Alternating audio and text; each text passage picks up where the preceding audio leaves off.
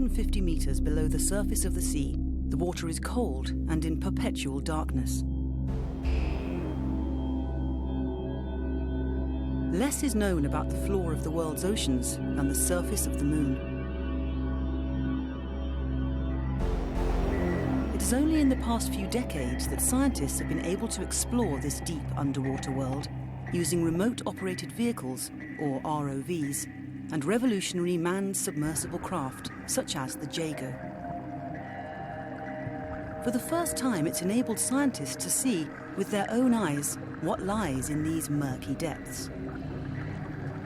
One of their most startling discoveries has been the abundance of coral reefs, living hundreds of meters below the surface of the sea at around 4 to 13 degrees centigrade. What's more, many of these reefs seem to play a significant role in the health of sea life in the area and harbour an incredible diversity of life.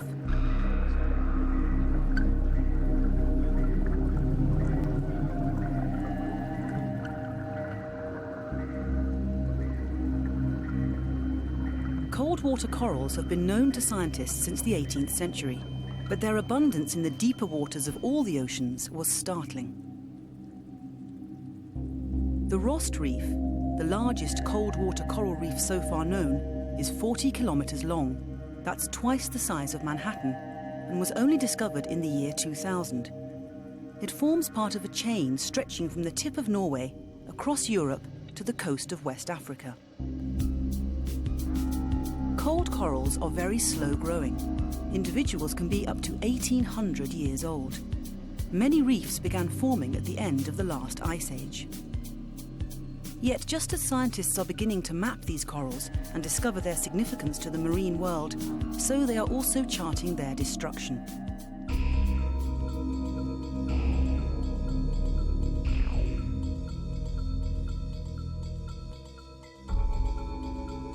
The most visible evidence points to the fishing industry and the widespread practice of bottom trawling with drag nets. We very soon documented the damages, and it is especially on the trawling grounds.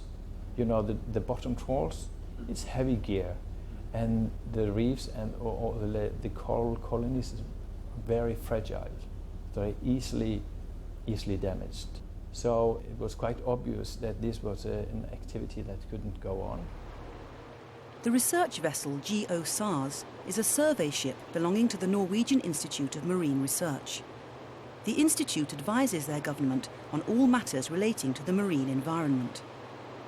Today they are leaving Tromsø to undertake a survey for cold corals off the northern coast of Norway, deep inside the Arctic Circle. Fishermen have reported reefs in the area. If the reefs do exist, they will be north of any previously known coral grounds. The search is on. Jan Helge Fosse is leading the expedition.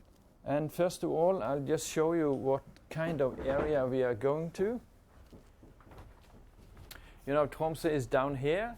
We will come up like this, cross the Lopphavet, and we go straight up to this area north of Sørøya. We have information that there are coral reefs in this area and also down here. This framed part is a conflict area. We have much reports from fishermen that we have a lot of coral fields, but also damages because of fishing.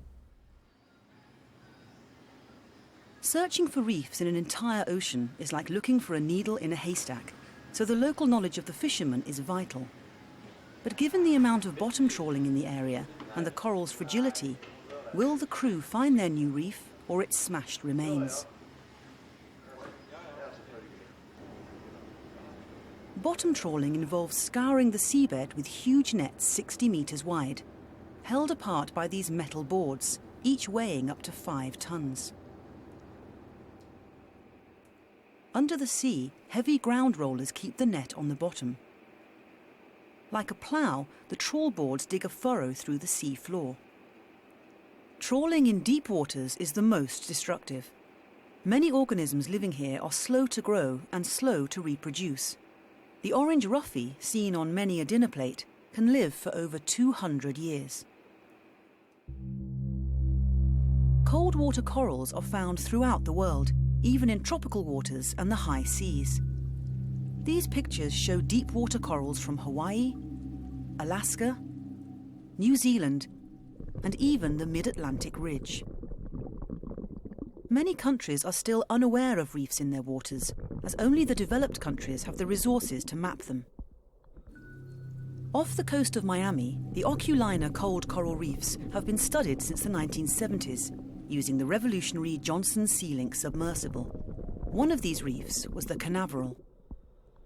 My first time that I saw the reef, it was incredible because you're on a flat, sandy bottom, and it's kind of eerie. I mean, you have some light, but it's kind of twilight, kind of eerie blue, and then you just saw this big white structure looming off the bottom, about 30 meters tall, covered with these breeding aggregations of scamp and gag grouper. So it was an awesome time to see that, to know you're the first person ever to see that. When we first started lockout diving, these fish were right in your face. I had a table on the bottom to do a growth study of the coral, measuring the coral with a pair of calipers. And this big 100-pound grouper would come up and grab the calipers out of my hand, and he's sitting there with this ruler sticking out of his mouth. And I grabbed it back, and we kept going back and forth, and I had to push him out of the way. It was like a big Labrador retriever, and it's like the Garden of Eden. Once we stop hunting them and they lose the fear of us, they're just all around you, and it's wonderful. In 1984, 238 square kilometres of the southern reef area was closed to bottom fishing, but the northern area was left open. John Reed was last able to dive on this section in 1985. In 2001, he returned. So in 2001, I went back to the Canaveral Reef, expecting this thriving, beautiful reef, and it was devastating. It looked like a steamroller had gone through. You still had this 20-meter tall mound, but every piece of coral was broken into pieces the size of your finger. There was nothing standing. It was just crushed. There were no fish. I was heartbroken to know that we did that, humans did that, just for a plate full of shrimp. It was ridiculous. And they did it legally. We're allowing that in this day and age to people to trawl living reefs. Why? It's stupid. Corals are colonies of tiny living creatures called polyps. The tentacles of cold water corals capture passing organisms such as plankton. They are then drawn into a central mouth to be digested. The reefs they build consist of their branch-like skeletons. The living coral polyps sit at the end of these calcified branches, and although growth is slow, over time deep water forests are formed up to 30 meters tall. They provide excellent hiding for juvenile fish and draw larger ones in search of prey. The predominant species in the northern waters are Lophelia, a hard white coral that grows in bush-like structures, and Gorgonia, soft pink corals. As the GeoSARS approaches the survey site, the crew's first task is to make a multi-beam map of the suspected coral area. The multi-beam system utilizes sound reflections to build a real-time map of the seabed. Now we are performing a first crude multi-beam mapping on the interesting area. The target is a deep ridge where we think that some of the reefs are located. With the target identified, the ROV is prepared for diving. So this is the ROV Atlanta that we are using on this cruise. It has a depth rating of 2,000 meters. And the equipment we have here is we have 4 high-intensity discharge lights. We also have a camera where we can move the camera around to see what we want.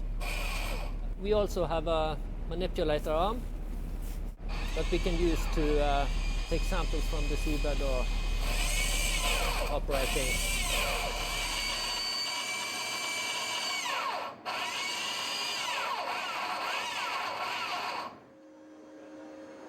The ROV is launched through the side of the ship. It's the first dive this voyage, and with the prospect of finding the world's most northerly reefs so close, everyone crowds into the control room to get a better look. There's just a single data cable linking the ROV to the mothership, and with the craft as yet untested on this trip, it's a tense period.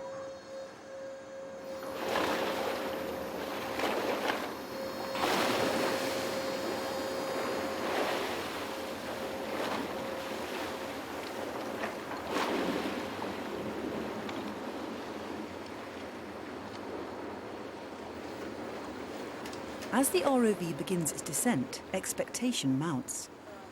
The mound is about 200 metres directly below the ship. The first sightings are not good.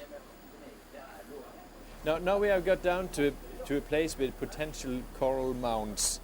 And what we see here, it is only coral rubble. And it's trawled down to small pieces. We have so far seen no live corals. It's completely smashed. It doesn't take long before the cause of the problem becomes apparent. But already after some seconds we see the first lost net in the area. As the ROV gets closer to the centre of the mound, some corals are found, but not the pristine reef they had hoped for. This gear then, according to the information from the seamen, from the crew on board geosods, they guess that this gear is about 20 years old, because this kind of trawl door went out of work 20 years ago. This is most probably showing a trawl track through the corals. Perhaps made by the trawl board. Further on, the team discover the remains of what looks like the ground gear from a trawl net. It seems irrefutable evidence, but what do the fishermen say? In Tromsø, we asked the Fishermen's Union how the trawlers operate in the coral areas. The corals can be 13 or 14 metres high, so it's not possible to trawl over. But if they slowly eat in from the edges, they can damage the corals little by little. But do they support a ban on fishing the coral grounds?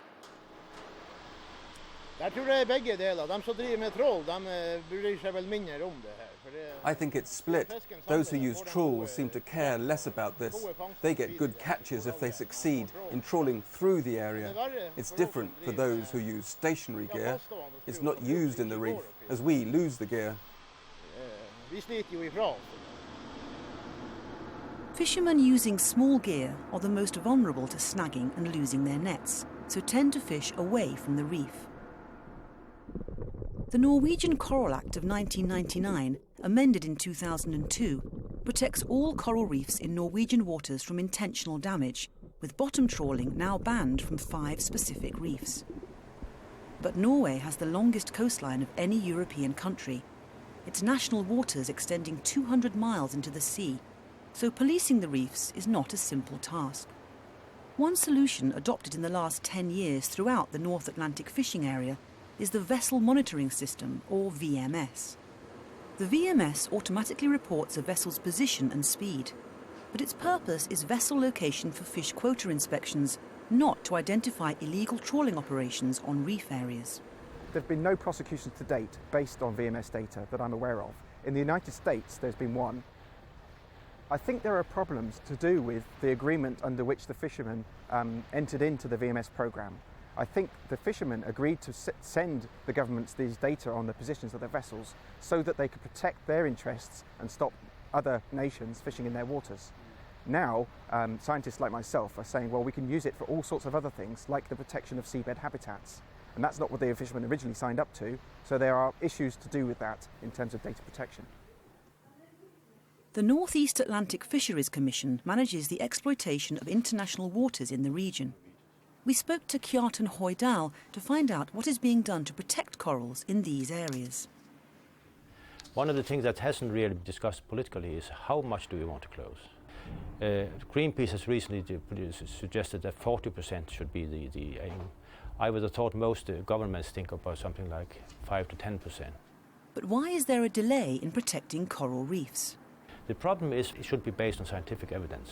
The scientists are not in a position yet to give a precise answer as they do on, say, catch levels and what have you. The science is progressing apace.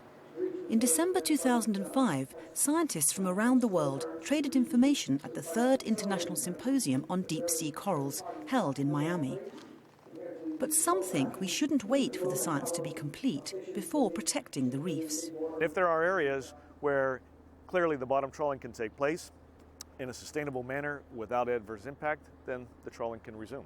But until we have these areas mapped out and have a better understanding of the biogeographic patterns of coral distributions in the deep sea, allowing trawling in areas simply because we don't know yet whether corals are there or not or how many or exactly where they are isn't good enough. Even with agreement on the percentage of reefs to be closed, vessels from countries outside the Commission's jurisdiction fish whatever and wherever they like. Our main concern at the moment is what we call IUU fishing, that there are vessels which are under flags like Panama, Georgia, Cambodia, or whatever you have, which are not bound by our rules because they're not parties to the agreement. They can do whatever they want. They can fish in excess of quotas. They can trawl over areas that shouldn't be protected. We can't do anything about it. Jan Helge and his team believe they have another weapon in the fight to save the corals. The team have developed a CamPod system that can bring back high-definition pictures of the corals. It comprises a giant leap in picture quality. We know that it's very important to get our results out, first of all to the government and the managers, but also to the public. And that's why we use a lot of videos. It's telling more than 1,000 words, of course, when you see these fantastic areas down there. Then people, they intuitively understand that this must be protected. I never heard a person here in Norway, after looking at the videos and getting a little information, that object protection. I've not heard it. So, I mean, information, it helps and works. Today is the first time Jan Helge's team will use the high-definition camera on a coral survey trip. They hope it will help them find the intact reef they still feel is out there.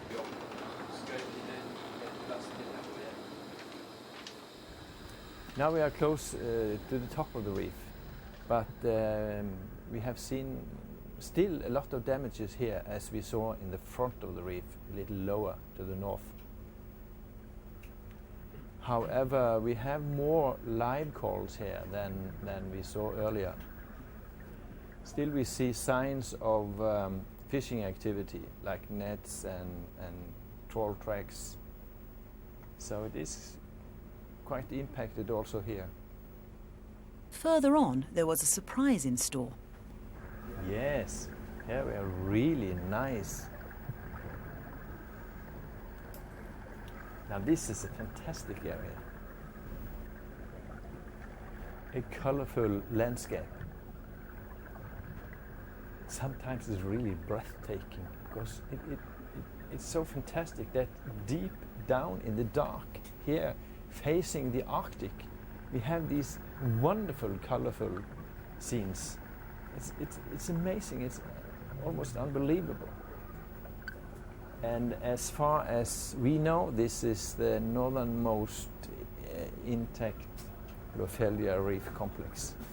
Finding the reef further increases the known distribution area of these corals and emphasises how much there is still to learn. It's a little difficult to find a landing place here. It is steep, and we don't want to damage the camera or get scratches on the lens. Yes, now we have landed, and it seems that we got a nice and interesting place to take some close-ups. Ah, it's beautiful. Oh, fantastic colors. Pink gorgonia. And here you can see the complex three-dimensional structure that these reefs represents for fish, for example. The ling loves to go in between the coral heads and hide itself. There's a whole new world that's opening for us, and we can have close-up that was unthinkable only last cruise because of the new camera system we have on board. All the animals, the fish, the sponges are just incredible. It's like going to Mars and seeing something living there that nobody's seen before. But this is in our backyard. It's not Mars. This is just a few miles offshore. Not that deep, 1,500 meters deep. It's not that deep. It's right here. Let's protect it first. Let's protect it before we destroy it.